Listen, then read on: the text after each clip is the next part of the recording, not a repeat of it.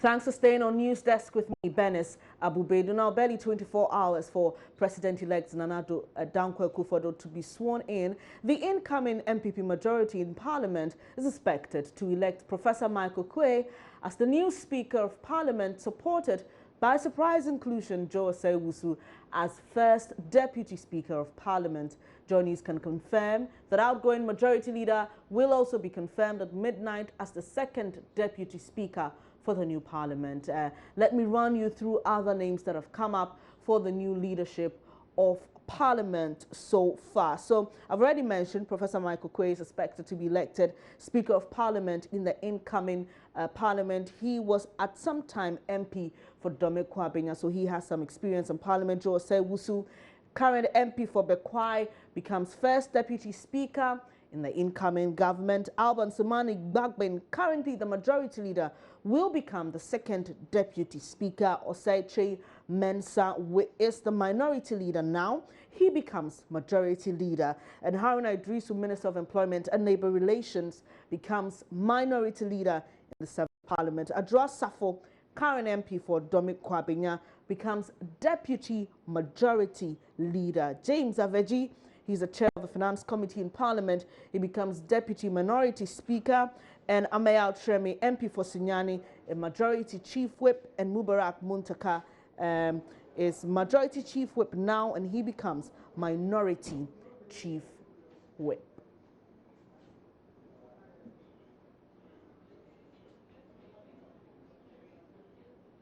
Now, Executive Director at the Center for Parliamentary Affairs, Rashid Draman, has been sharing some thoughts on the incoming leadership in Parliament. I think MPP has to be commended for the inclusive nature of that appointment, making sure that, I mean, it's not only gender, but I think the voice of young people and so on reflected in the leadership of our legislative Is that how you describe the, the position of Adjoa Safo in terms of what went into the thinking? Well, I mean, I'm just guessing. Okay. And I'm praising the party for making sure that at least there's some representation. It's not just an all-men affair. Okay. I mean, that's the point I'm trying to make.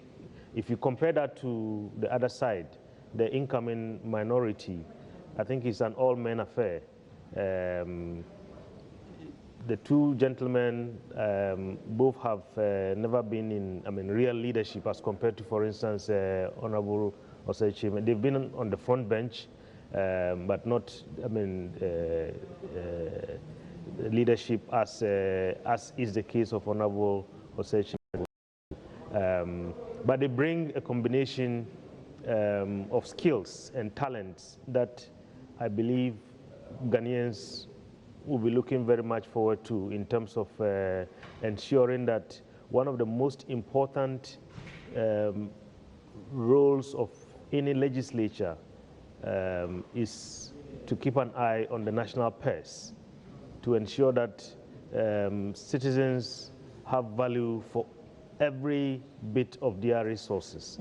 And I see in the appointment of Honorable Abeji, having been chairman of the Finance Committee for many years with a background as an accountant and so on, I see and I hope that we'll get the kind of scrutiny that we'll need in terms of loan agreements, in terms of the budget, in terms of ensuring that the minority performs the function of keeping the majority on its toes in a constructive manner, in a manner that is that shows loyalty to the Ghanaian cause and not loyalty to the NDC cause, in a manner that would not be that they are just opposing because they want to snatch votes from the majority come the next election, but that they are providing the much needed constructive criticism that would advance the Ghana project. Okay. Well, the incoming First Deputy Speaker and current MP for Oquaye, Jose Wusu, and Theophilus Tetechai, who is the chair of the Transport Committee in Parliament, have also been sharing their thoughts on the incoming leadership of the House. Conflict between the expectations of your constituents and your constitutional responsibility. It's a very fine and a delicate balance. I have been advocating that there are one of two things we must do. Either you make the MP, in addition to being a lawmaker, also the development agent, or make the people elect the development agent on the ground, that is the MMCs. That is the only way the people will take note of his or her responsibility, because they don't go to them to ask for their votes. They don't feel that they owe them any duty of care, because we go around and ask for their votes. And sometimes you make promises as well. Of course, yes. We promise that when our party is in government, we will do the things they expect us to do. And I think a major misunderstanding of what is the MP's share of what the common fund is also a major challenge.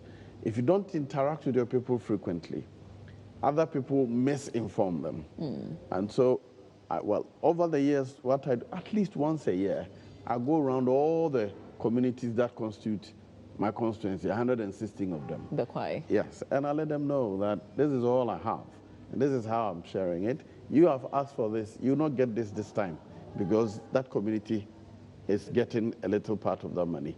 The next one that comes, you're getting your share. But they don't, I'm surprised that they don't ask of the same thing. They don't ask with confidence from the MC. They think that the MC is doing them a favor, while they think that you owe them a duty. Because they voted for you. And that's why the reason they're voting for you is often lost on them, that they are voting you to become, and they even complain that you've gone to live in Accra. Meanwhile, the work they voted You're living big. That is the worst part, because of the big vehicles. You know, they think you're living big when in fact you're poorer. But I think we must work out resolving that conflict. I thought it was a Ghanaian problem. I'm happy to know that it's global, in the sense that there's a major failure of local governance. Local governance in our system is failing. And for that reason, the only person they know is the one they voted for. Now, if we are going to reverse the trend, we should vote for people who are in charge of local governance, or you should make the people they vote for the development agents so they can hold them accountable. Okay. I'm very satisfied with the work we've done over the period. And for me, that is what I'm taking out of this house, because that is what I can use as an individual, okay, as a yardstick for my work over the years. Okay. The issues of infrastructure has been a bane to the development of this country. And for me, I've always said that, look, per our population structure, we have to match development with our population growth. That is the only way. So any legislation, anything that will enhance expanding the economy of this country, I'm all for it. Okay. And myself, my colleagues, we've worked very, very hard to ensure that the expansion of infrastructure in this country is enhanced. And no wonder, over the last 4 years, we've had phenomenal expansion of infrastructure in this country. What would you miss about you? My disappointment will be the right to information bill. Okay. Seriously speaking. You failed us. Yes, we've all failed. No, don't say we for your majority. You could have done this. No. You could have even done this 2 months ago, 3 months ago, 6 months ago. No. Why not? You see, this bill has been a bill that has involved a lot of stakeholder consultation, because everybody wants to ensure that we get it right. so that it will not be a law that will be on our books, and then at the end of the day, it becomes very difficult to implement. My colleague, he's been very, very hardworking on that bill. Anytime it comes to the legislative work, he's there. But bottom line, you failed us. No, you see, you failed us. What we have done now, you see, what we have done now, rather fine-tune the bill. Because look, the first time it came into Parliament, it was, so the loopholes were too many, okay? It was fine-tuned, and currently it has also gone through some fine-tuning. So the next government will have it very easy. Okay. All right. Very, very easy. And for me, that is the happiness that we will derive from this. Okay, so what would you miss about yourself being in this Parliament? Well, missing, for me, I don't know. Really? Because I've planned my exit over 4 years Friends? Now. You didn't make any tight friends? Oh, for friends, we will still be friends. Okay. Yeah. Well, this is your election headquarters, and stay with us. We'll bring you all you need to know about the inauguration ceremony tomorrow, where President-elect Nana Addo Dankwa Akufo-Addo will be sworn in, and all the conversation and analysis on the new leadership of Parliament. We'll take you live to Parliament later. My colleague Joseph Opoku-Gakpo is there. Before that, Ghana has experienced different events characterizing nearly 6 years journey as an independent country. Key among them has been military interventions with stable democratic governance since 1992. Even before the swearing in of the 5th President of the Republic takes place, Joy News will bring you a documentary that captures all key events that have characterized his journey so far. Here is an excerpt from that documentary. New African in the world. That new African is ready to fight his own battle and show that after all, the black man is capable of managing his own affairs. The famous speech that many say gave birth to the nation Ghana. 3 years after independence, when Ghana became a republic, a referendum was held in April 27, 1960, first to elect the first president of the first republic and also to approve the Republican Constitution. By 1966, it had become impossible for Nkrumah to be removed through the ballot box. There was only one way for a change. The 9-year-old nation experienced its first coup d'etat. I called you here this morning for one specific reason, and that is this coup was carried out completely because of the things that had happened in Ghana. The National Liberation Council supervised another presidential and parliamentary election, which ushered the country into the Second Republic in October of 1969. Ladies and gentlemen, we present to you Dr. Kofi Busia. Ghana, we now have freedom.